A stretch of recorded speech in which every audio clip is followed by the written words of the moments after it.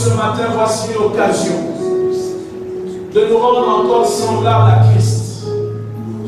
Taille-nous à travers ta parole. Parle-nous, Seigneur. Communique-nous ta pensée. Et permets que ces choses que nous allons écouter ce matin transforment nos cœurs. Que ce qui est du monde, de la chair, soit ôté. Et que ce qui est de Dieu, qui vient d'en haut, soit gravé sur nous, Seigneur. Cher et précieux Saint-Esprit, tu es le bienvenu dans cette salle. Nous te prions de glorifier le nom de Jésus, d'ouvrir de cette parole et de parler à quelqu'un ce matin. Dans le précieux nom de Jésus, nous avons prié.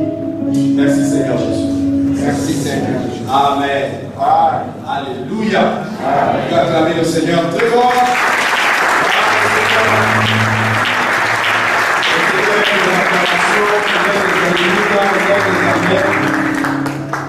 À sa gloire. Amen. Comme vous le savez, nous sommes dans ce mois de mars en train de partager sur le thème l'enlèvement de l'Église. Alléluia.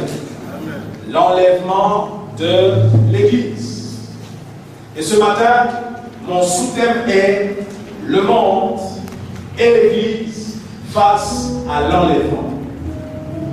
Le monde et l'Église face à l'enlèvement. Le monde et l'Église face à l'enlèvement. Nous allons lire nos 3 textes de référence. Premier texte qui nous parle de l'enlèvement. Jean chapitre 14, versets 1 à 3. Jean chapitre 14, le verset 1 à 3. Il est écrit: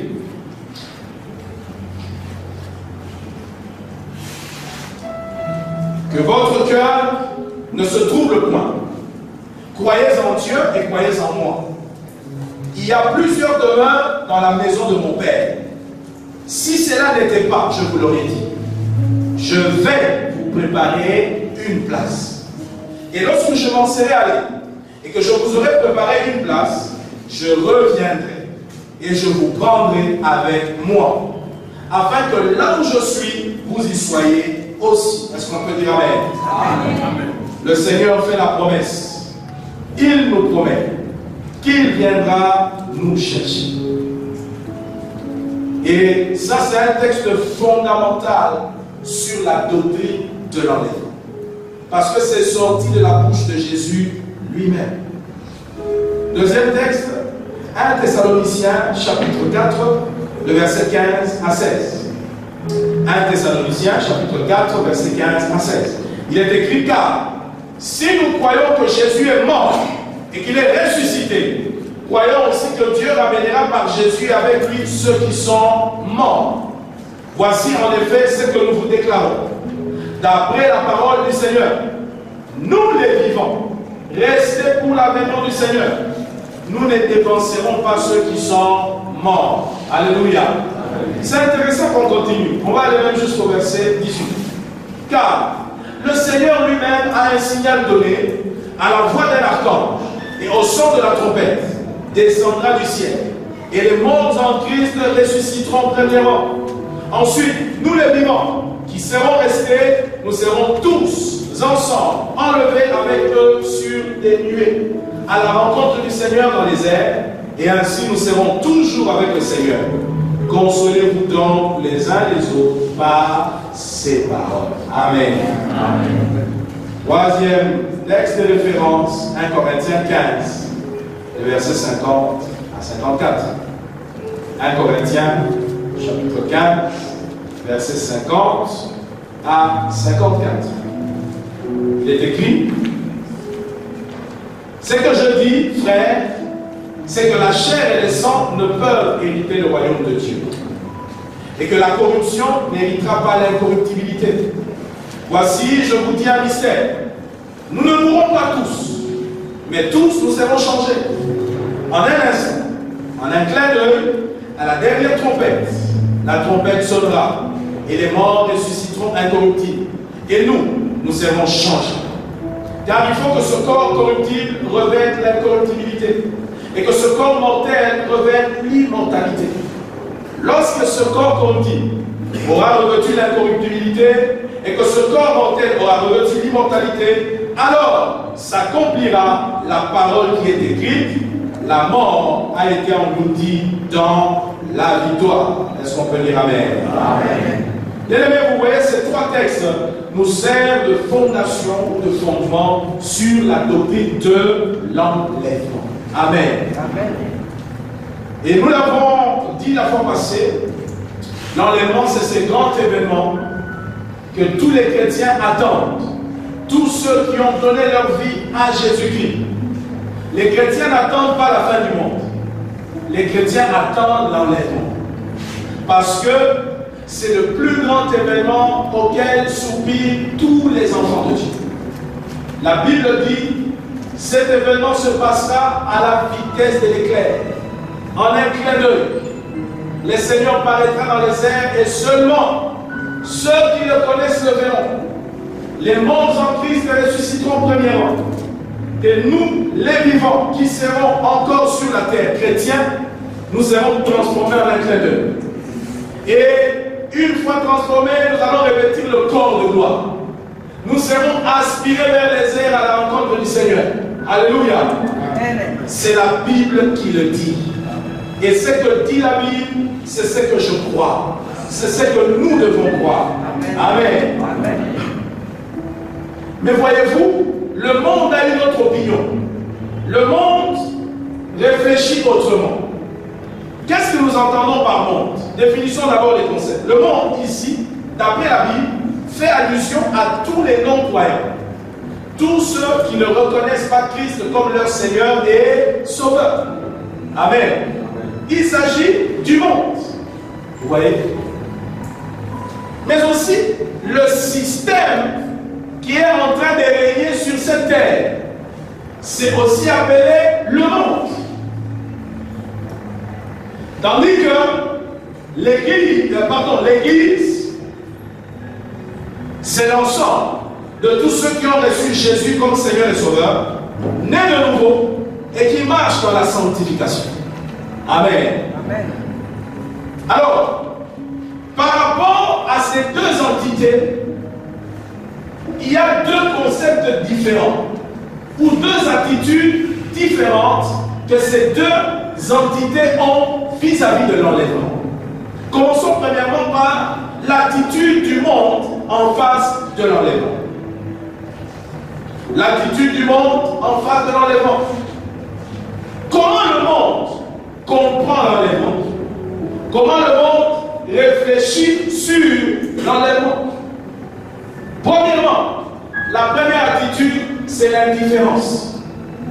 Le monde est indifférent. Quand nous parlons au monde de l'enlèvement, le monde n'a que faire. Le monde est froid. Le monde est sensible à cela. Dans Matthieu chapitre 24, le verset 34 à 37, la Bible nous donne l'attitude du monde. Le verset 34 à 37. Allons tous dans la Bible, s'il vous plaît. Le verset 34 déclare ceci. Je vous le dis en vérité, cette génération ne passera point, que tout cela n'arrive. Le ciel et la terre passeront, mais mes paroles ne passeront point. C'est Jésus qui parle. Pour ce qui est du jour et de l'heure, personne ne le sait. Ni les anges des cieux, ni les fils, mais le Père seul. Ce qui arriva du temps de Noé arrivera de même à l'avènement du Fils de l'homme. Alléluia. Amen. Prenons le verset 38 et 39 aussi. Car dans les jours qui précédèrent le déluge, les hommes mangeaient et buvaient, se mariaient et mariaient leurs enfants, jusqu'au jour où Noé entrait dans l'arche. Et ils ne se doutaient de rien, jusqu'à ce que le déluge vint et les emporta tous. Il en sera de même à l'avènement du Fils de l'homme. Alléluia. Amen. Écoutez ce que Jésus sort comme parole. Christ est en train de décrire l'attitude du monde par rapport à son avènement. Il dit, ce jour-là va venir, va arriver. Il soutient que ces paroles ne tomberont pas à terre. Elles vont certainement se réaliser. Et bien aimé, Jésus est la vérité. Ce qu'il dit est entièrement digne d'être reçu. Alléluia.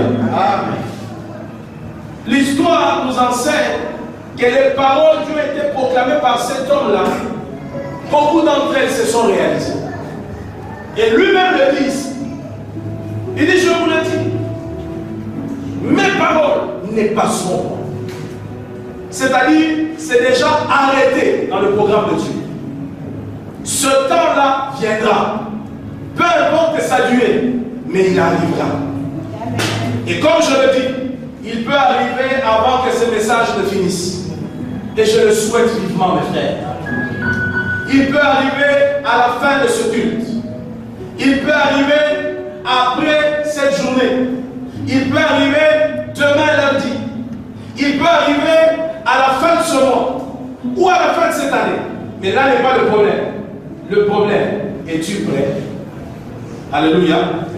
Es-tu prêt? La Bible dit, le monde sera indifférent. Regardez l'attitude du monde. On dit la même chose qui s'est passée au temps de Noé. C'est passé encore en ces temps-ci. Qu'est-ce qui s'était passé au temps de Noé? Noé avait reçu la révélation de la part de Dieu qu'il devait construire une arche. Et cette arche était tellement grande. Pourquoi? Parce qu'il y aurait un déluge tel qu'il n'y en a jamais eu sur la terre.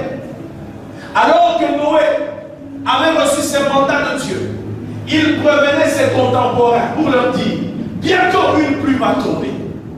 Bientôt il va se passer des choses. Écoutez, sur la terre ferme, les gens disaient, Noé, Noé.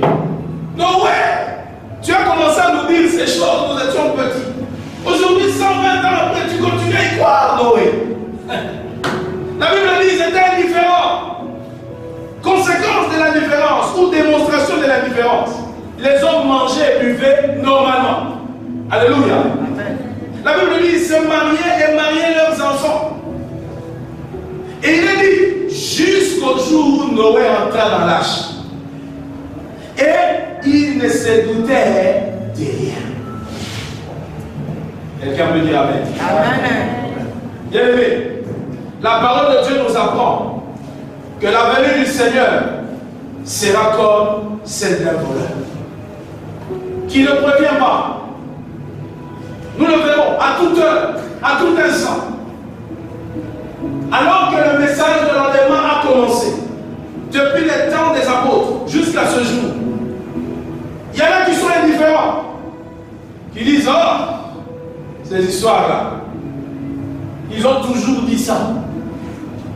Continuez à faire ce qu'on fait pendant que eux continuent à nous chanter ce même refrain. Enlèvement, enlèvement, enlèvement.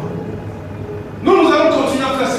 Nous allons manger, nous allons boire, nous allons nous réjouir, nous allons profiter de la vie. Comme disent les païens, on ne vit qu'une fois.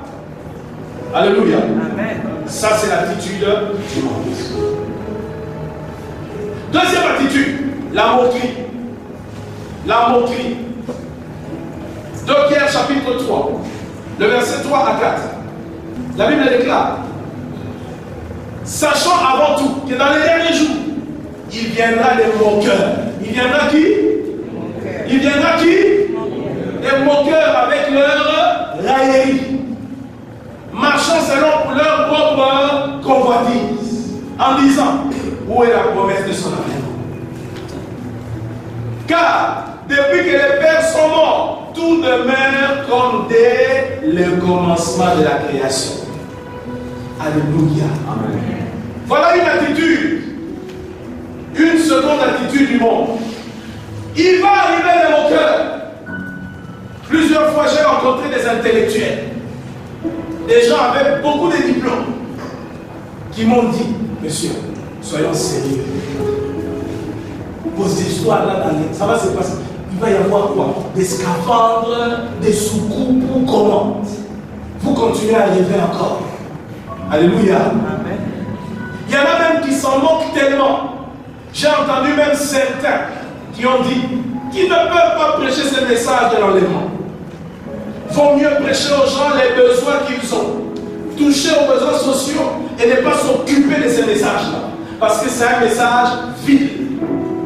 En quoi il aide l'homme à trouver son pain? En quoi il aide l'homme à trouver de l'emploi ou à se marier? Voilà les moqueurs. Et il y en a beaucoup aujourd'hui. Alléluia. Les gens se moquaient. Et la Bible nous dit, les moqueurs vont arriver. Combien aujourd'hui se moquent de tout ce que nous disons quand nous prêchons? Combien manquent de la moquerie, de la raillerie? Il y en a même qui vont faire des films là-dessus, juste pour s'en moquer. Ça, c'est le monde. La troisième attitude, la préoccupation des choses de ce monde.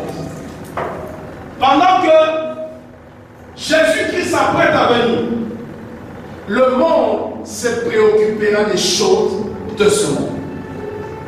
Dans Matthieu 6, versets 31 à 32, Jésus parlant des besoins légitimes de l'homme, il dit, Matthieu 6, 31 à 32, j'aime ce que le Seigneur dit.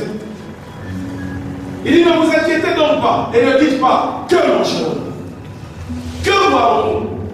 De quoi serons-nous vêtus? Car toutes ces choses, ce sont les païens qui le recherchent. Votre Père Céleste sait que vous en avez besoin. Alléluia. C'est-à-dire, les païens en font leur préoccupation. Ils ne travaillent que pour manger. Ils ne travaillent que pour se nourrir, pour s'habiller. Ils ne travaillent que pour se divertir, gagner de l'argent et puis avoir des temps de divertissement. Ils ne travaillent que pour le matériel. Et ce qui est malheureux, c'est de constater qu'aujourd'hui, beaucoup de chrétiens, beaucoup d'enfants de Dieu dans les milieux chrétiens sont tombés aussi dans cette attitude-là. Ils ne sont pas du monde, mais ils ont commencé à adopter l'attitude du monde. Pourquoi? Parce qu'il y a de ces enseignements-là qui poussent les gens à aimer le monde, qui stimulent les gens à rechercher les choses de ce monde et à se battre pour les avoir. Alléluia. Alors que le Seigneur dit, il sait que nous en avons besoin. Et plus loin il dit, préoccupez-vous d'abord du royaume de cieux. Et tout le reste vous sera donné par-dessus. Mais est-ce que c'est ce que nous faisons? Non. Aujourd'hui, vous avez des gens qui sont prêts à tout pour leur travail.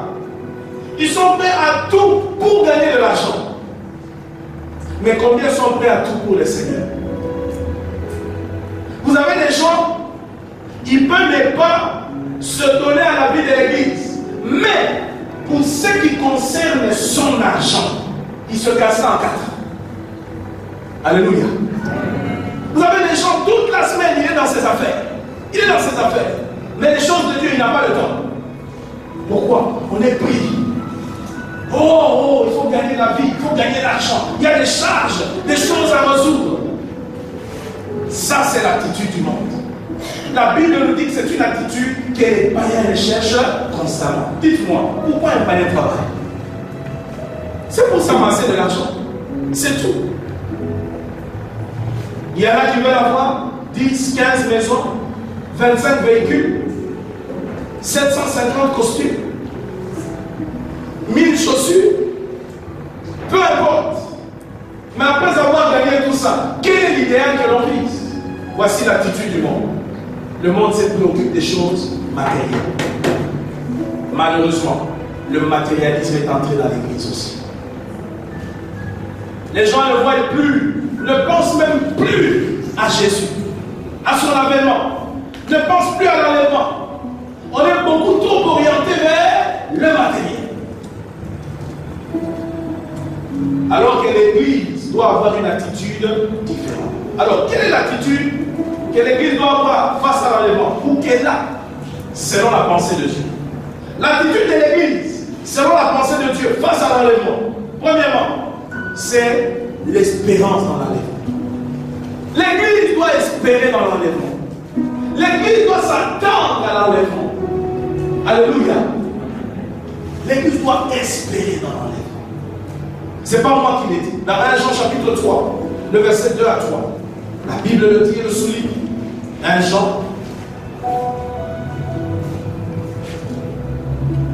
chapitre 3, verset 2 à 3. Il est écrit, bien aimé, nous sommes maintenant enfants de Dieu. Et ce que nous serons n'a pas encore été manifesté. Mais nous savons que lorsque cela sera manifesté, nous serons semblables à lui. Parce que nous le verrons tel qu'il est. Écoutez le verset 3. Quiconque a cette espérance en lui se purifie comme lui-même est pur. Alléluia. Amen. Quiconque a cette espérance. L'espérance, c'est quoi? L'espérance, c'est une attente vive de quelque chose. Quelque chose que l'on estime probable, qu'on n'a pas encore touché, mais qu'on souhaite, dont on a les désirs à tout prix de posséder. Combien aujourd'hui ont cette espérance, ont ce désir ardent de voir le Seigneur devenir? Combien? Si aujourd'hui Dieu devait ouvrir les cœurs, vous verrez que plusieurs enfants de Dieu, leur espérance est ailleurs. Il y en a qui espèrent ici, c'est bâtir une fortune sur la terre. Il y en a qui espèrent vivre le plus longtemps possible s'il faille dépasser même mes toucher là. Il y en a qui ont des espérances. Il faut que mon nom soit connu sur cette terre. Nos espérances sont ailleurs. Mais tandis que la Bible dit, celui qui a l'espérance joue un rôle dans le cœur du chrétien qui la possède. C'est quoi? Il stimule la vie de pureté. Parce que bien aimé, vous ne pouvez pas comprendre le message de l'enlèvement et continuer à vous réjouir dans une vie de péché. C'est impossible. C'est impossible. Lorsque vous connaissez les critères pour que nous soyons enlevés, l'espérance dans l'enlèvement stimulera en vous la vie de piété, la vie d'intégrité, la vie de la sanctification. C'est pourquoi la Bible dit quiconque a cette espérance se purifie lui-même, comme Christ est pur. Alléluia. Amen. La deuxième attitude de l'Église, c'est la vigilance. La vigilance. Dans Matthieu chapitre 24, Jésus l'a dit. Matthieu 24, Jésus dit, au verset 42 à 44, Christ déclare, veillez donc, puisque vous ne savez pas quel jour votre Seigneur viendra. Sachez-le bien, si le maître de la maison savait à quelle heure de la nuit le voleur doit venir, il veillerait et ne laissez pas percer sa maison. C'est pourquoi vous aussi tenez-vous prêts, car le Fils de l'homme viendra à l'heure où vous n'y pensez pas. Le Fils de l'homme viendra à l'heure où vous n'y pensez pas. Le Fils de l'homme viendra à l'heure où vous n'y pensez pas. Quelqu'un peut dire Amen? Amen. J'ai l'impression que cette heure-là, c'est cette heure. Le message dans le monde n'est plus d'actualité. Combien d'églises le prêchent? Combien de milieux chrétiens l'enseignent? On n'y pense pas. Mais Jésus dit, veillez, tenez-vous prêts, faites attention. Alléluia. Alléluia. Amen. La vigilance. Un enfant de Dieu doit être vigilant. La vigilance fera que ça te conduira à faire attention à la façon dont tu mènes ta vie. Pourquoi? Parce que sans le savoir, tu peux rater cet événement. Alléluia. Tu peux rater. Et on compare ici la venue du Seigneur à un voleur. Frère, on dit que si tu savais, ou si tu es informé que le voleur viendra ce soir chez moi à la maison, est-ce que pourras-tu dormir? Non. Tu vas l'attendre de bien faire, avec tous les pièges possibles pour l'avoir. C'est cette attitude que Dieu te demande d'avoir vis-à-vis de l'enlèvement. Mais écoutez, si nous sommes sincères, est-ce que cette attitude nous l'avons? Regardez comment nous vivons chrétiens. Nous sommes enfants de Dieu, mais nous continuons à marcher dans les vieilles choses d'autrefois. Il y en a même qui s'appellent chrétiens, mais rien n'a changé. Rien n'a changé, si ce n'est son teint, peut-être. On le connaissait tout noir, aujourd'hui il est tout brun. Depuis qu'il est en Christ. Semble-t-il, la chrétienté est éclaircissante. Alléluia. Rien n'a changé. La Bible dit soyez vigilants. La troisième chose, la préparation. La préparation.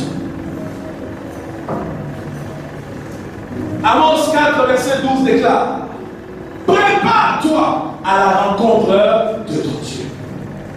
Prépare-toi à la rencontre de ton Dieu. Bien-aimé, le secret de la réussite dans tous les domaines, c'est la préparation. Lorsqu'on se prépare à une chose et que cette chose vous est présentée, vous l'aborderez facilement. Vous l'aborderez sans beaucoup de sueur. Parce que vous êtes préparé. Être préparé à une chose, c'est vivre déjà la réalité de la chose avant même qu'elle ne devienne effective. Est-ce que vous me comprenez? Amen. C'est ça, c'est préparé. Dieu aimerait que son église soit prête. Voilà pourquoi il y a des enseignements comme sur l'enlèvement. Des enseignements qui nous apprennent comment nous devons être. Comment nous devons nous y préparer. La quatrième attitude, l'église doit hâter la venue du Seigneur par l'évangélisation. L'église doit hâter la venue du Seigneur par l'évangélisation. Matthieu 24, verset 14 déclare. Matthieu 24, verset 14. Cette bonne nouvelle du royaume sera prêchée dans le monde entier pour servir de témoignage à toutes les nations. Alors viendra la fin. Alléluia. Cette bonne nouvelle du royaume sera prêchée dans le monde entier pour servir de quoi? De témoignage à toutes les nations. Afin que personne ne dise: je n'ai pas écouté le message de l'évangile. Mais écoutez, cette bonne nouvelle ira comment? Ce sont les anges qui vont la prêcher? Non. Les anges n'ont jamais reçu la responsabilité de gagner des âmes. Même lorsqu'il fallait que Dieu puisse apporter le salut à un homme appelé Corneille dans la Bible. Cet homme a reçu une apparition angélique. Un ange est apparu à cet homme. Lorsque l'ange apparaît à cet homme, l'ange ne lui prêche pas l'évangile. L'ange ne lui dit pas de donner sa vie à Jésus. Pourtant, si l'ange l'avait fait, je crois qu'il croirait instantanément. Frère, vous pouvez être le plus incrédule possible, sauf si un ange vous apparaît. Je crois que tout ce qu'il vous dira, vous le faites. Vrai ou faux? Mais il n'a pas été permis à l'ange de dire quoi que ce soit. L'ange est venu tout simplement lui dire: écoute, il y a dans le village voisin ici un homme qu'on appelle Pierre. Envoie des gens aller l'appeler pour qu'il vienne t'annoncer les choses qui concernent ton salut. Ce texte-là nous prouve que la responsabilité de l'évangélisation a été remise aux hommes. Et quels sont les enfants de Dieu? Amen. Mais combien aujourd'hui évangélisent? Combien travaillent pour hâter la venue du Seigneur? Combien? Il y en a ici, depuis qu'ils sont chrétiens depuis la nuit des temps. Tu t'es peut-être converti en 1943, je ne sais pas. Mais jamais une seule âme à Jésus. Jamais. Tu n'es pas un chrétien normal. Tu es un chrétien déséquilibré. Alléluia. Tu es un chrétien déséquilibré. Jeudi, nous avons parlé du tribunal de Christ. Nous avons vu l'importance du service, de la dévotion, de l'engagement à Dieu. Dieu nous appellera pour rendre des comptes. Alléluia. Et nous serons récompensés ou pas en fonction du bien ou du mal que nous avons fait. Tu ne sais pas que cette fille-là de s'asseoir sans rien faire, sans évangéliser, sans gagner des âmes, tu es en train clairement de démontrer à Dieu où est placé ton intérêt. Vers où tu regardes, sur quoi tu comptes.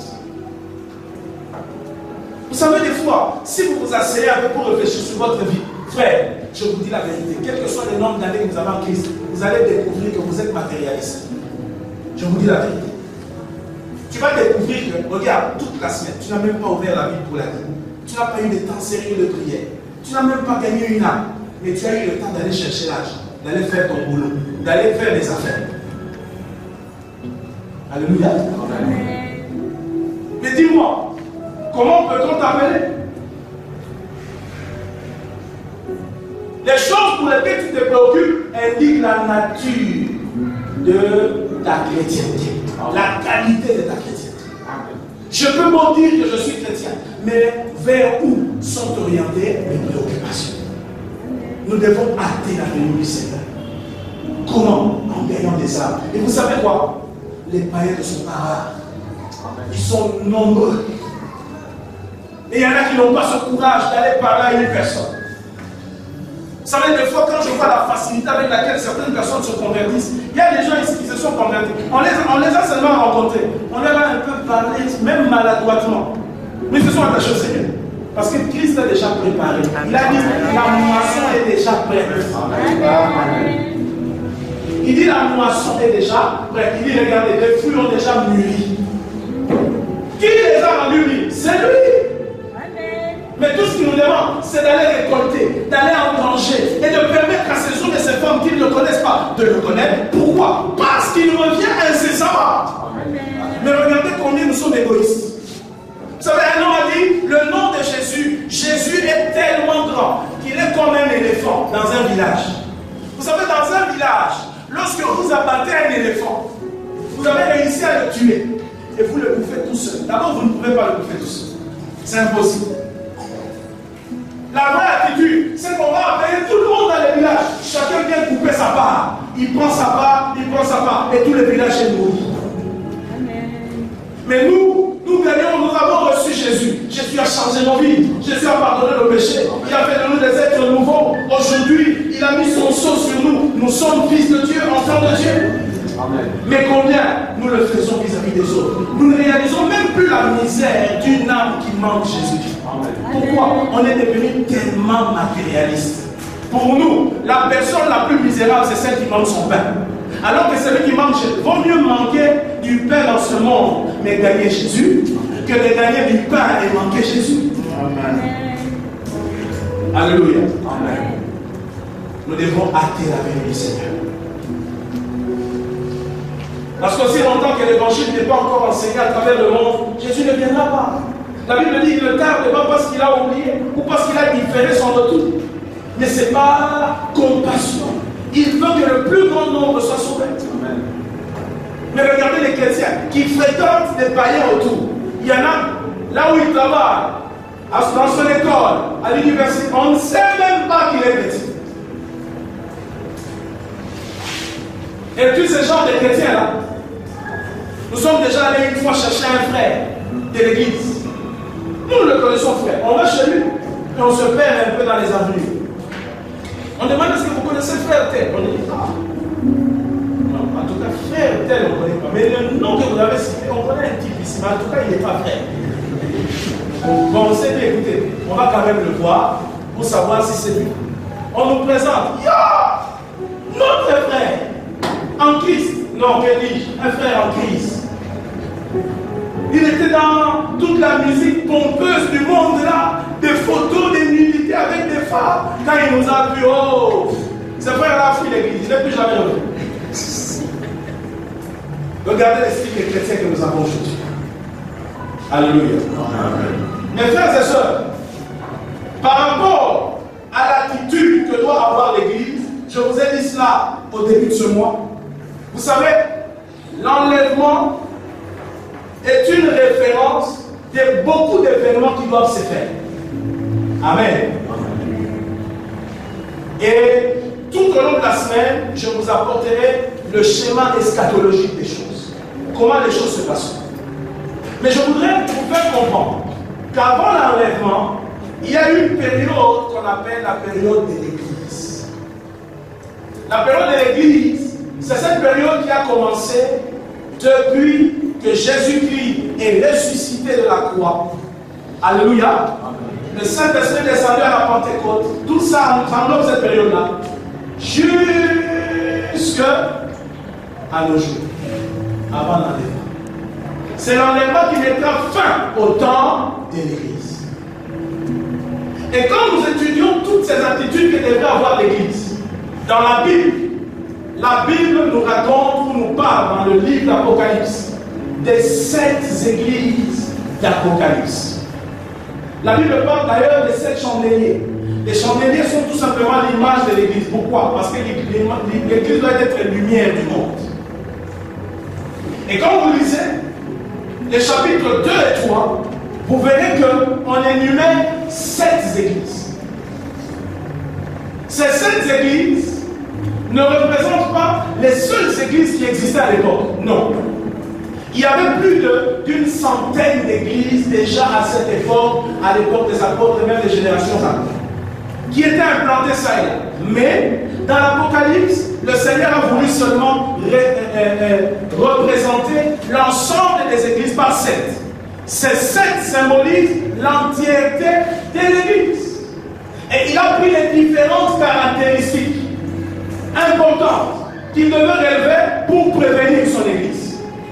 Et quand vous étudiez l'histoire de l'église, depuis que le Saint-Esprit est descendu, les apôtres ont prêché, des âmes ont été gagnées, et les générations qui sont venues après jusqu'à nos jours, vous verrez que les réalités de ces 7 églises correspondent à certaines périodes que l'Église a connues dans son histoire. Alléluia. Ça, c'est la première chose.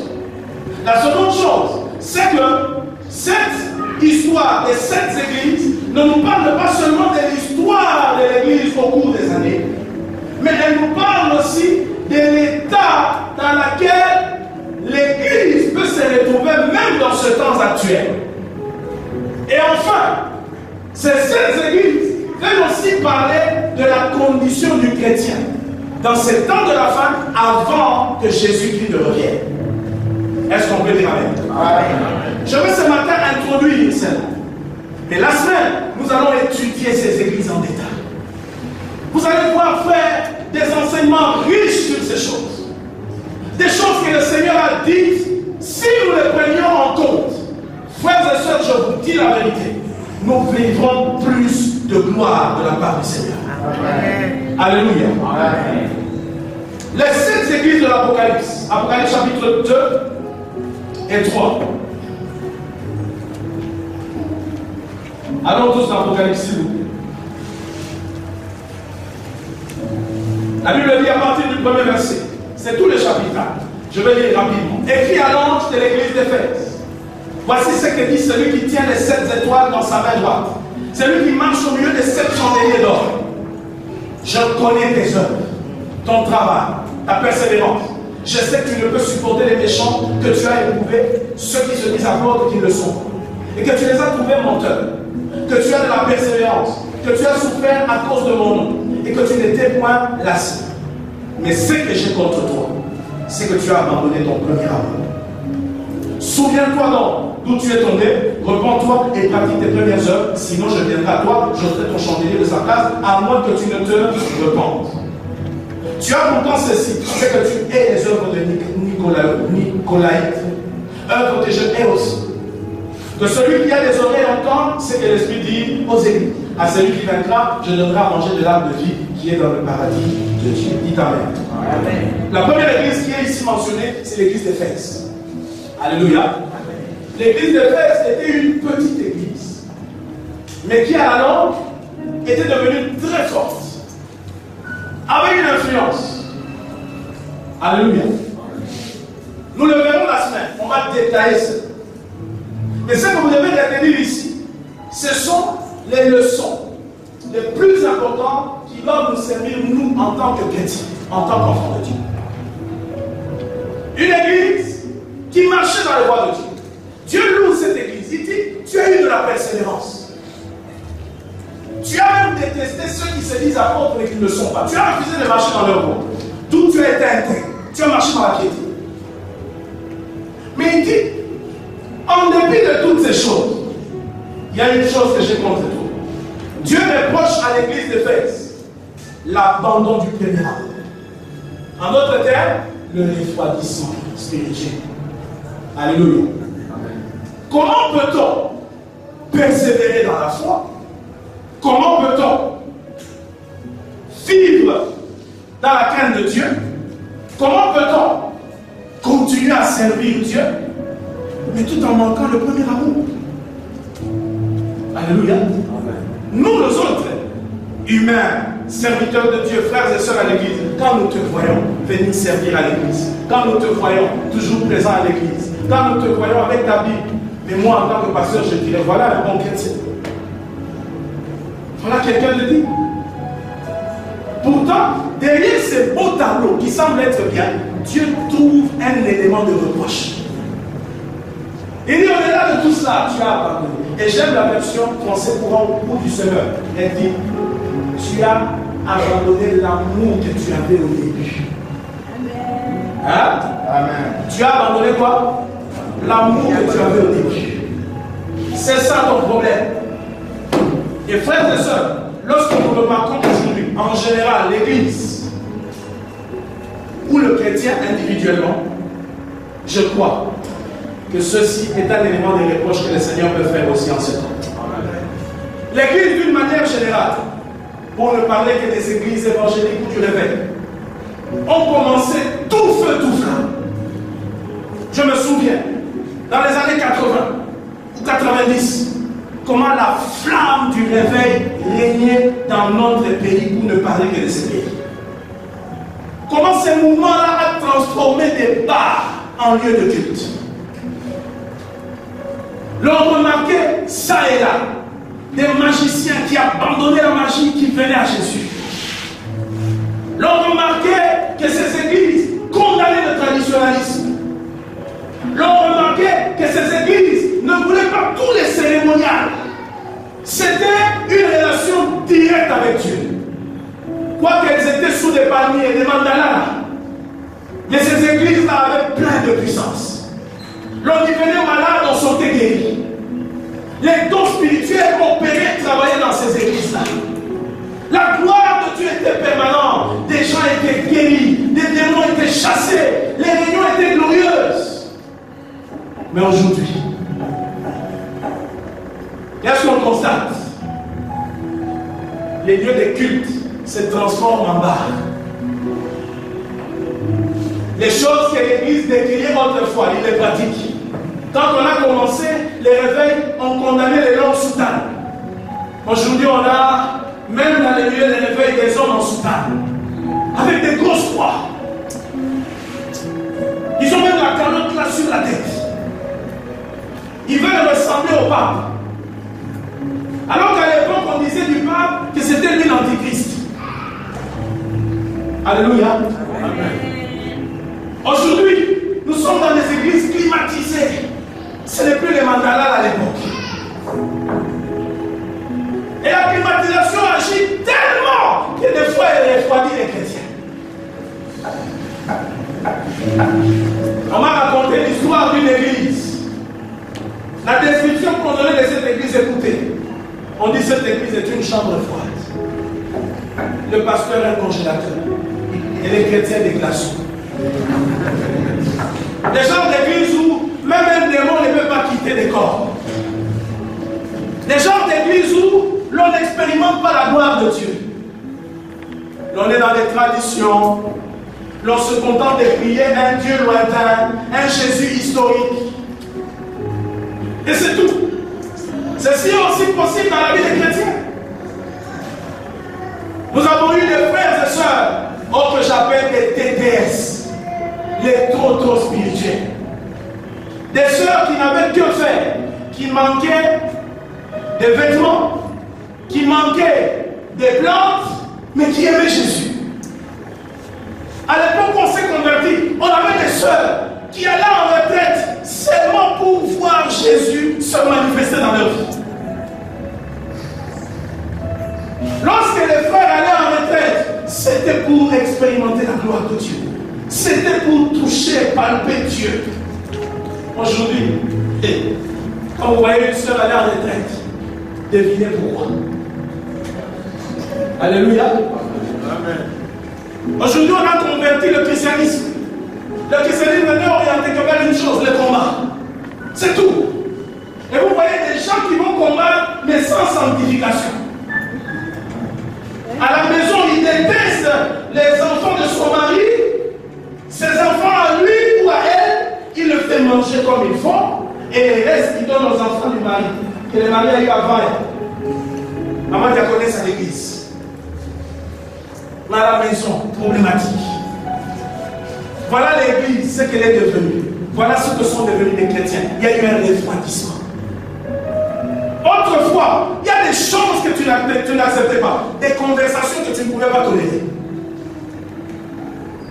Il y a des films que tu ne pouvais pas regarder. Pourquoi? Parce que tu te savais converti. Les choses passées étaient passées. Et toutes choses étaient devenues nouvelles. Mais aujourd'hui, les choses passées sont devenues présentes. En réalité, elles ne sont pas passées. Comme disait quelqu'un, aujourd'hui, quand vous regardez les chrétiens, il n'y a plus de spiritualité. C'est la chair et c'est même l'os. Alléluia. Aujourd'hui, en réalité, les chrétiens ne sont plus morts en Christ. Ils se sont évanouis. Le vieil homme s'est levé. L'on a perdu tous les sens spirituels d'autrefois. Dieu dit, ce que j'ai contre toi, c'est que tu as abandonné ton amour du début. Regarde comment tu aimais le Seigneur au début. Au début, on pouvait te chasser à la maison. Pour Jésus, tu as accepté. Au début, tu pouvais manquer même des nécessaires. Pour Jésus, tu as accepté. Aujourd'hui, parce qu'il faut être branché, il faut être une seule Kardashian. Qui va accepter de manquer? Qui va accepter de manquer? Les frères sont dans le système équipé pour la terre. C'est pourquoi on est prêt à tout. Dieu dit ce qu'il a contre toi, c'est ton premier amour que tu as abandonné. Amen. Avant que tu aies le travail, tu aimais Dieu. Et depuis que c'est petit boulot, je l'appelle petit. Parce que ce n'est pas la finalité de ta vie. Je suis occupé, je n'ai pas le temps. Avez-vous déjà remarqué comment Dieu sait ramener quelqu'un au droit chemin par les épreuves? Il y a quelques jours, ma femme et moi nous causions avec une soeur. Cette soeur l'année passée avait vécu certaines situations des mois. Ça l'a rapproché de Dieu. Elle a pris des décisions. Je vais commencer à évangéliser. Je vais commencer à prêcher. Ainsi de suite. Nous tous nous avons dit Amen. Une année après, elle l'a pas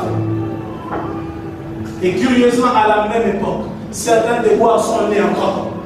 Le frère revient encore. Dieu avait dit, je ne sais pas qu'est-ce qu'il m'avait pris. Je n'avais pas fait. Pourquoi nous autres chrétiens, nous voulons toujours que Dieu nous secoue pour qu'il nous récupère? Et bien vous savez quoi? Il nous aime tellement qu'il ne s'empêchera pas de nous secouer. C'est pourquoi j'ai dit merci Seigneur pour les épreuves. Parce qu'il y a des gens ici, s'ils n'avaient pas eu les épreuves, ils ne seraient pas là. Il fallait que Dieu secoue un peu. Alléluia. Amen. Tu as perdu ton premier amour. Mais Dieu dit, fais quoi? Répands-toi. Sinon je viendrai, je vais, c'est chanter bien. Amen. Amen. La deuxième église, c'est l'église de Smyrne. L'église de Smyrne, curieusement, Dieu ne lui adresse pas les reproches. Vous savez, l'église de Smyrne, c'était une église qui vivait dans un milieu très hostile à l'évangile. Au point que c'était une église qui traversait la souffrance. Une église qui était persécutée. Une église qu'on faisait souffrir. Les gens n'aimaient pas combattre cette église. Mais plutôt que de reprocher l'église, Dieu n'a pas trouvé les griefs de reprocher cette église. Au contraire, Dieu loue la croissance de l'amour, dans l'amour malgré la souffrance. Leur amour pour Dieu a augmenté. Quoi qu'ils souffraient, ils se sont davantage attachés à Dieu. Alléluia. Où sont ces chrétiens-là encore? Qui, en dépit des souffrances qu'ils connaissent, peuvent aimer plus le Seigneur. Mais écoutez le christianisme d'aujourd'hui. Seigneur, si tu n'agis pas, je vais abandonner. Seigneur, tu dois agir. Aujourd'hui, l'on a appelé la souffrance le démon, la malédiction. Alors que Dieu utilise cela des fois pour les enfants de Dieu. Parce que Dieu veut nous briser. Dieu veut tuer l'orgueil. Dieu veut tuer cette sale nature qui est au-dedans de nous. Mais frère, qu'on ne se trompe pas. Vivre sur la terre en tant que chrétien, c'est faire force à nos épreuves. Mais si vous n'êtes que de la catégorie de ceux-là, qui, pour eux, Dieu est bon quand tout va bien. Mais pourquoi j'ai des problèmes? Pourquoi ça ne marche pas autour de moi? Pourtant j'ai pris Dieu. Ah oui, Israël était le peuple de Dieu, mais il a dû passer par le désert. Quelqu'un peut dire Amen. Amen. Le désert avait pour rôle de le purifier. Alléluia. Amen.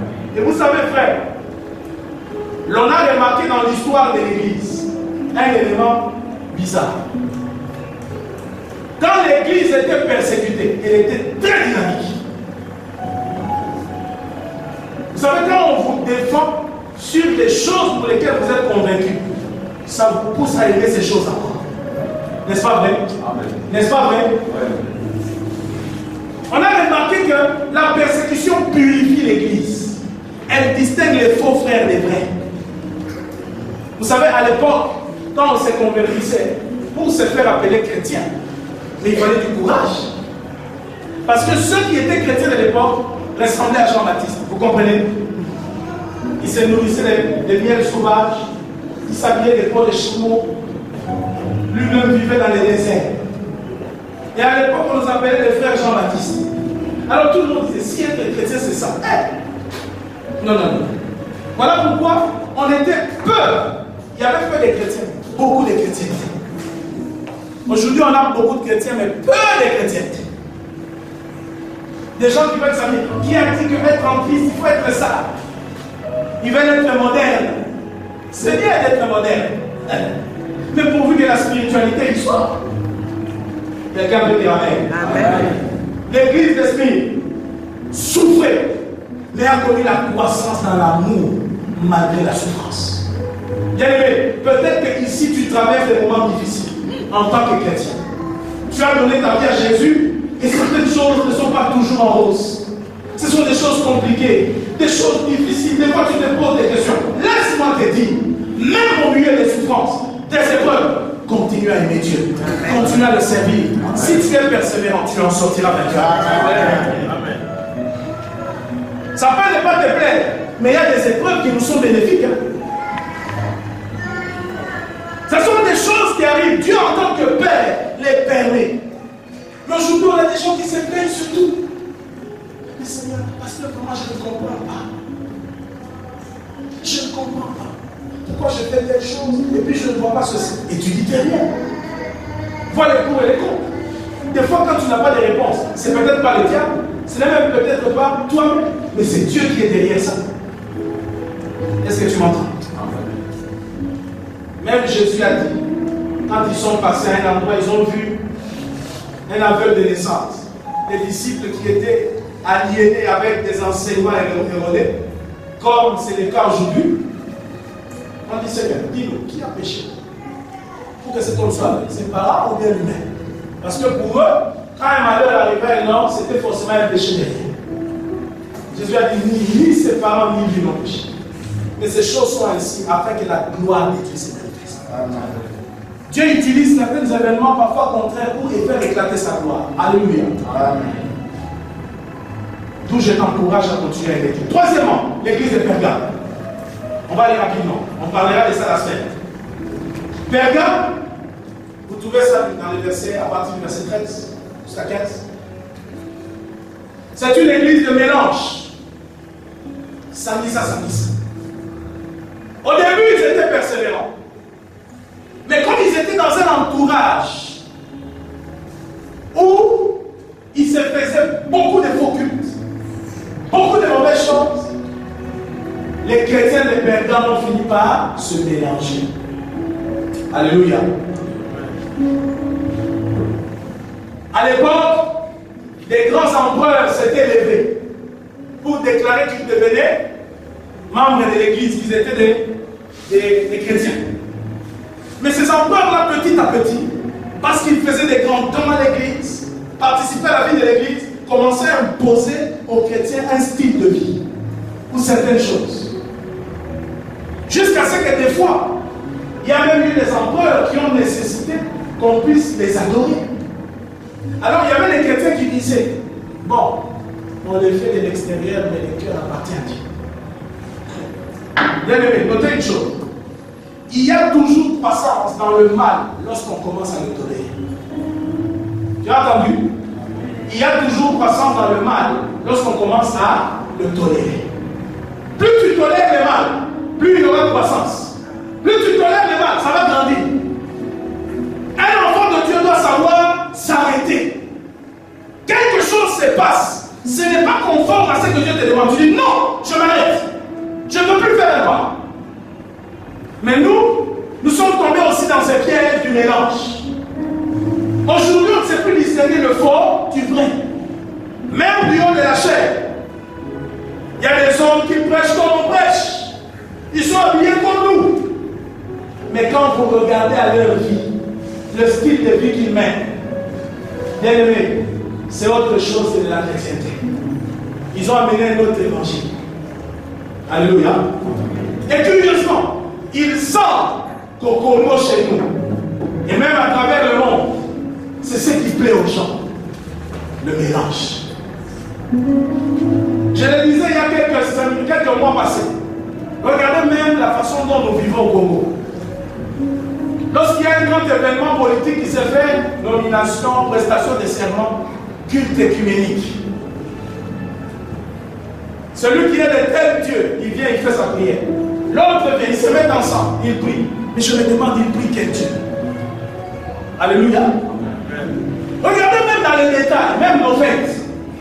Nos fêtes, vous savez, quand vous allez à une fête de mariage à Kinshasa, vous êtes le premier arrivé à la fête, vous penserez que c'est une fête des chrétiens.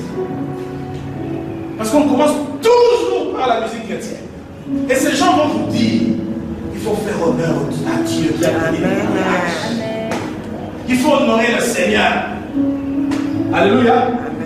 Mais après, aux alentours de quelques heures, ça change. Changement de fréquence. Maintenant on dit, Dieu, nous t'avons suffisamment prié. Laisse-nous un peu nous réjouir du monde. Et c'est ça les chrétiens d'aujourd'hui. Le mélange. Alléluia. Amen. Vous avez des familles où l'on prêche Jésus, l'on croit en Jésus, l'on prie Jésus. Mais quand un truc se perd à la maison, on dit au talis. Ah oui. Non. Il faut qu'on aille voir Tata Kiamunda. C'est lui qui doit voir tout ça. C'est que je dis, c'est pas sur Mars. Hein? Ça se passe ici, hein? Ah. Vous avez des familles comme ça. Le mélange.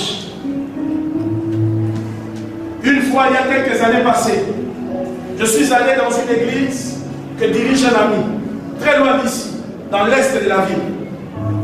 Je suis allé, et ce dimanche-là, on m'a donné la responsabilité de prier pour un bébé qui venait de naître, que les parents venaient présenter. Je prends le bébé dans mes bras. Je le présente à Dieu. Oh, combien je sentais la gloire de Dieu ces jours-là. J'ai prié pour cet enfant et j'étais convaincu que cet enfant était béni. Amen. Amen. Et puis je m'en vais. Je devais prêcher 2 dimanches de suite. Les mardis d'après, le pasteur m'appelle. Juste 2 jours après. Il me dit que l'enfant est décédé. Ah? L'enfant est décédé. Frère, j'ai pleuré. À l'époque, nous étions fiancés avec ma femme, elle peut vous dire. Elle m'a pris le téléphone, j'avais des larmes. Je dis non. Comment je peux prier pour un enfant dimanche? Marie, comment?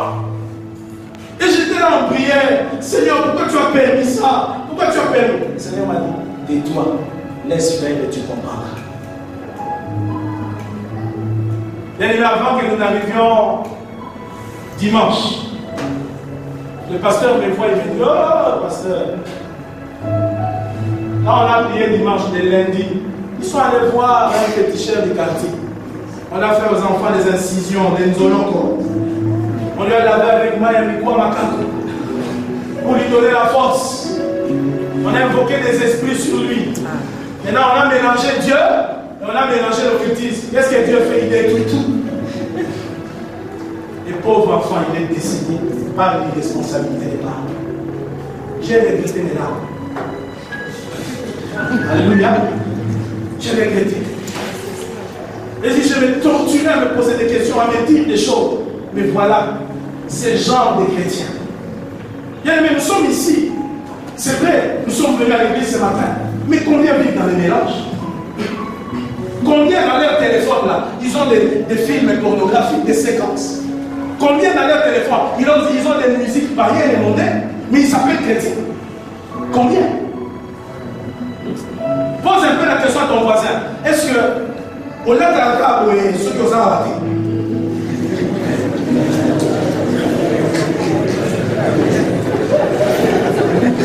il y a des gens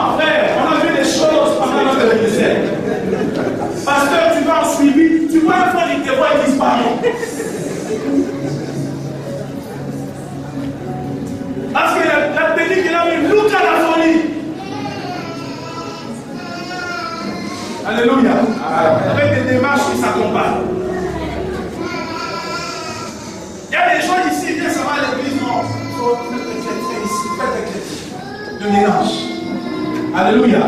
Le mélange sous-entend l'hypocrisie. Vous voyez? Et quand on a commencé à tolérer le mal va croître. Le mal va grandir. Quelqu'un a dit, ne te plains jamais de ce que tu connais. Amen. L'église de Thyatire, c'est la 4e église. C'est une église qui a des enseignements erronés. Une église des enseignements erronés. N'est-ce pas que nous vivons à cette époque? Hein? Le mystère de cette naissance. Ça sont des messages qu'il faut suivre. La partie cachée de la croix. Un ami avait organisé un programme, il a dit il va prêcher la partie cachée. Je dis ça veut dire quoi?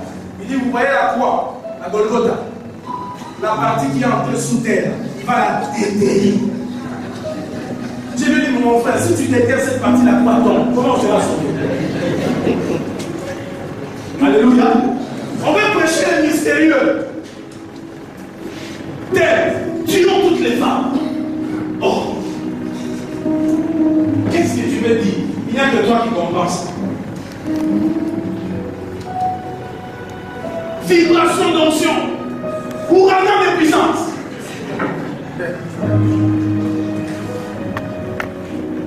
J'ai passé un jour vers ma tête, un tel que j'ai vu, le lancement de la bombe H. Je dis, mais si on veut tuer les gens, comment ils seront sauvés? Alléluia. Amen. La recherche du sensationnel. Je passais quelque part. Superman. Retour vers le futur. Alléluia. Alléluia. Amen. Des enseignements erronés. Les maris de nuit de la 7e génération.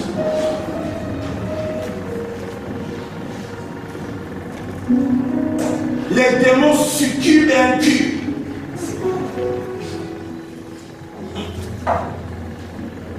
Kinshasa est plein de terres. Vrai ou faux? Oui. Est-ce que tous ces enseignements-là, le Seigneur est concerné? Je suis convaincu que, frère, il y a des enseignements pour lesquels il y a des gens qui disent Paul, ici Paul vivait dans les livres. En tout cas, je n'ai jamais pensé à ça. Parce que la façon dont on interprète, des gens qui se réveillent un matin, ministère interplanétaire pour le salut des anges et des hommes. Pas de formation.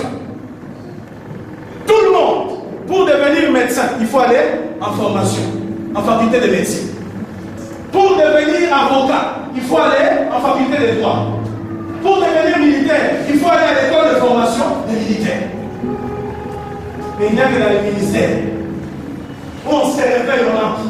Personne ne veut étudier. Ils sont mon limon. Au nom de mon limon, on a créé les enseignements. Les serviteurs de Dieu qui est ma soeur, les millions que tu as. Il faut que je donne la sémence. Parce que l'onction est dans ma sémence. Ça va détruire tout ça. Et la soeur, comme une brebis muette devant ceux qui la tordent, elle s'arrange.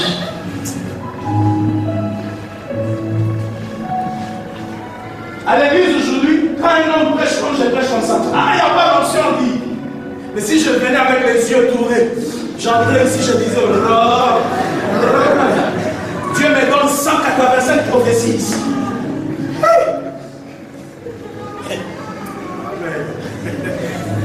On vient de lui mettre de l'argent sur la tête. On lui donne l'argent. Les messages erronés. L'église de Thyatire. Alléluia. Amen. Les conséquences dans ces milieux-là. Vous savez, un péché appelle toujours un autre. L'immoralité et l'adultère. Dernièrement, ma femme a été choquée. Ma femme a crié à la maison. J'ai dit, qu'est-ce qui se passe? Je suis sorti. Elle avait un entretien avec un jeune frère. Ce jeune garçon, c'est un garçon qu'elle a gagné il y a longtemps à Christ. Et qui est devenu un des encadreurs dans une des églises de la jeunesse. Le garçon vient voir ma femme, il dit, maman, je suis revenu à toi depuis un certain temps, ça va pas. Je sais Dieu, mais qu'est-ce qui s'est passé? Je suis tombé avec la sœur Terre. Et depuis un certain temps, on vient en concubinage. Cette vie-là me ronge, ça me ronge. Vous savez, le péché tue l'assurance. Il dit dernièrement, le pasteur m'a donné de faire des efforts de des offrandes. Ah, j'ai créé une rubrique là, je ne pouvais pas passer. Ma femme lui pose la question. La sœur en question, elle est où? Vous savez, cette église-là n'était pas loin de là où nous sommes. Le frère dit à ma soeur, à ma femme, c'est cette sœur qui prêche là que vous entendez. Ma femme a crié, ah Jésus! Comment elle peut prêcher? Non, elle m'a dit, moi tant pis. J'ai demandé pardon à Dieu à bout bien. Si toi tu vas continuer dans ce pays, c'est ton problème. Mes frères, donc il était à pleurer sur cela. Elle est allée chercher elle. Mais elle là-bas, charismatique. Elle fait la joanita. Et puis elle prie. Elle a les prophéties. Quand elle entre en transe, l'église tremble. J'ai du mal à croire à des choses comme ça. On peut tout dire. Et la Bible me dit, sans la sanctification, personne ne verra le Seigneur. Amen. Alléluia. Amen. Vous savez, j'aime quand vous êtes calme. C'est que ça passe. Amen. Gloire au Seigneur. La 5e église, c'est l'église de Sardes. Sardes, c'est l'église du sommeil spirituel. Sommeil spirituel. Dieu dit à l'église de Sardes, il dit, tu te dis être vivant, tu passes pour être vivant, mais en réalité, tu es mort. Combien ce matin sont des mortiers de piment, l'hypocapilité? On le voit là au culte, mais vide à l'intérieur. Mort spirituellement, sommeil spirituel. Nous à l'église, nous voyons seulement la caracasse qui vient. Mais l'esprit est déjà parti. Si Dieu lui-même pouvait descendre et voir ici, il nous dirait qui est qui en réalité. Alléluia. Mort, il n'y a pas de vie. Le sommeil spirituel. Et vous savez, dans le sommeil spirituel, on dit il s'est fait passer pour vivant. Combien de fois, quand Dieu n'y est pas, nous cherchons à remplacer les choses? Aujourd'hui en Occident, vous allez dans certaines églises, quand le pasteur dit une parole entre guillemets puissante, la fumée sort. Et puis les lampes s'allument. On dit que ce sont des méthodes pour faire sensation dans la vie. Vous savez faire tomber les gens. Michael Jackson faisait tomber les gens. Vous le savez. Parce que quand il faisait ces histoires-là, il fait ça, un moment il fait ça. La lumière amène jusque là, on croit qu'il est... Il y a le fil qui s'est pas c'est pourquoi même si tu dors, en attendant que tu te relèves et que tu continues ta marche. Alléluia. Le sommeil spirituel. Regardez comment aujourd'hui nous sommes dans des sommeils. Je me souviendrai toujours de cette scène. Un frère qui ne menait pas une vie spirituelle bonne. Nous on était là, à l'église où j'étais, on priait. On avait un cas de délivrance, une fille qui était possédée d'un esprit de python. Alors la fille a commencé à menacer. On dit au frère, viens, on va prier. Non, non. Viens, on va prier, dans l'ordinateur. Je vais donner des cantiques. Vous priez. Quelques temps après, on a remarqué le frère. Oh, lâchez-moi, lâchez-moi, lâchez-moi. On a commencé à délivrer les frères. On a abandonné la sœur. Pourquoi? Sommeil spirituel. Alléluia. Alléluia. Amen. Nous sommes à l'église. Est-ce que nous tous là nous sommes réveillés? Ta vie chrétienne brûle de feu. Ou bien la dernière vraie prière que tu as faite, c'était en 2011. Lors des élections.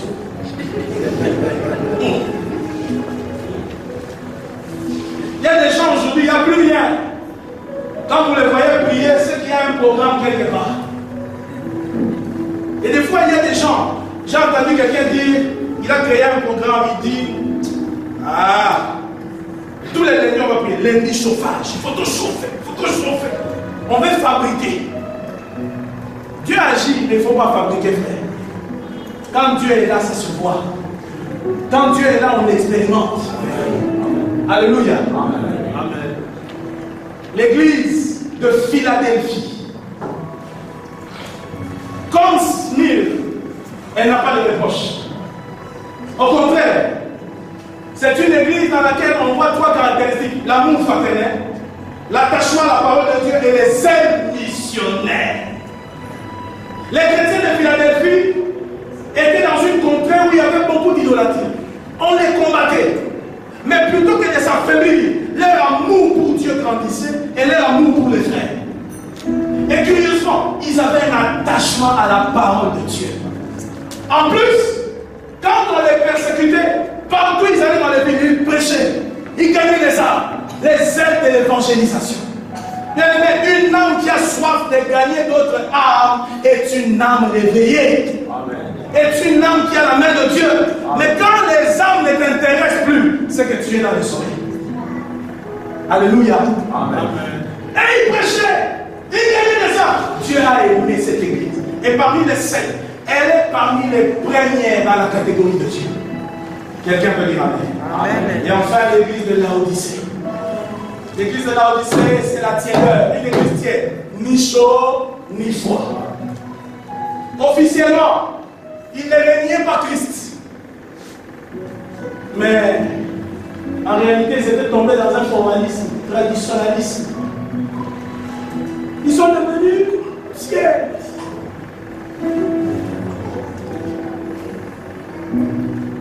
Une église qui sort des apparences. Elle dit: je suis riche.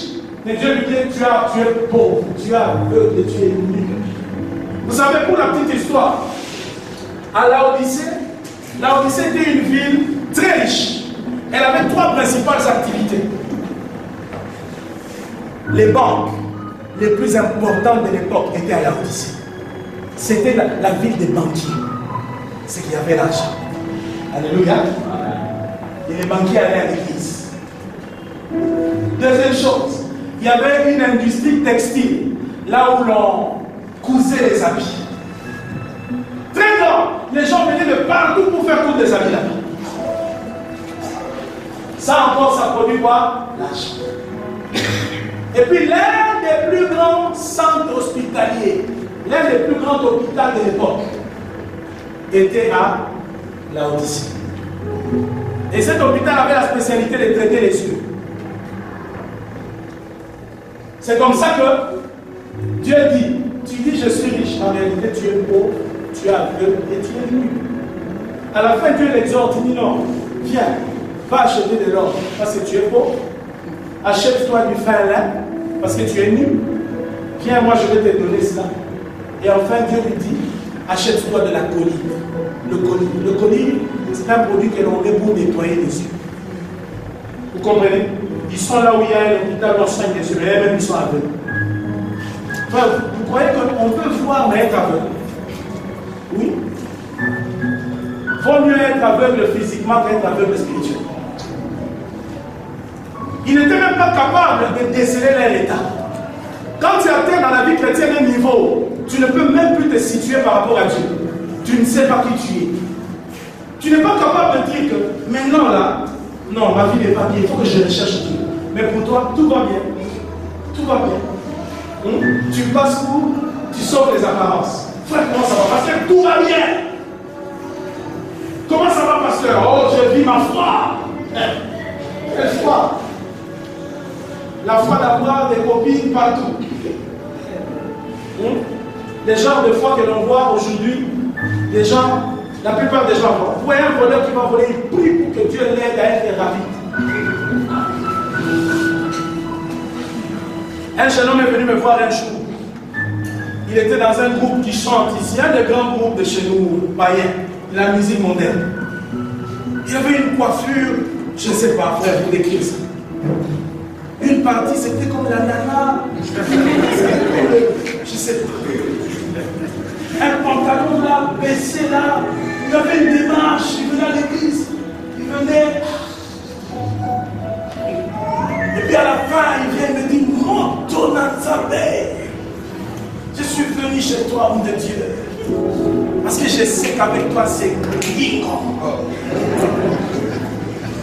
Il dit, afin que tu me mettes ta main sur ma tête. Je lui dis, pourquoi? Il me dit, tu sais, dans notre groupe là, on est en train de recruter pour aller en Europe. Alors généralement, dans notre équipe, il y a d'autres qui ont des fétiches pour bloquer la voie des autres. Lorsqu'on va faire les castings avant de partir.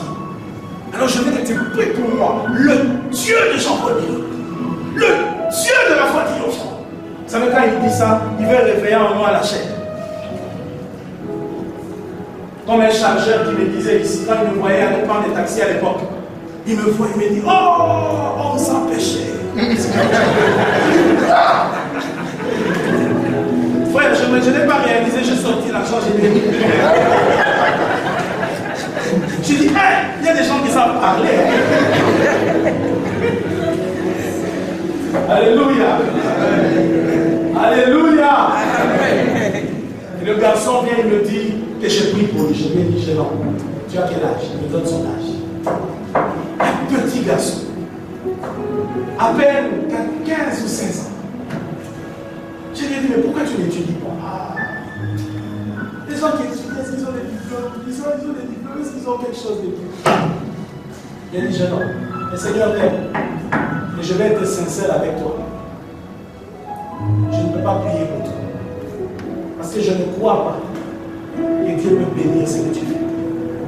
C'est que tu fais déprendre les mœurs, détruire les jeunes gens. Mais je t'appelle à venir au Seigneur.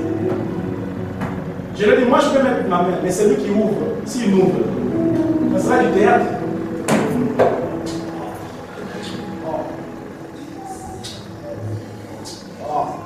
Tu sors, basta. Mais pas. Après, il faut tchanga le bon. Après, il faut je dis, oui, va chercher au bachaka, ma bonne voix.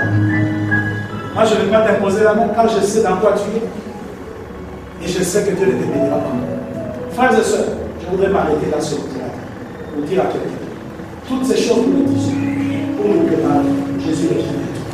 Amen. Dis un refrain que j'aime à la fin, que c'est lui qui a des oreilles. Pas ses oreilles physiques, mais les oreilles du cœur, de la compréhension. Et ma prière est que Dieu nous aide. Le jour où la trompette sonnera, tous ensemble, que nous puissions être enlevés aussi pour la félicité. Laissons le débat. Alléluia.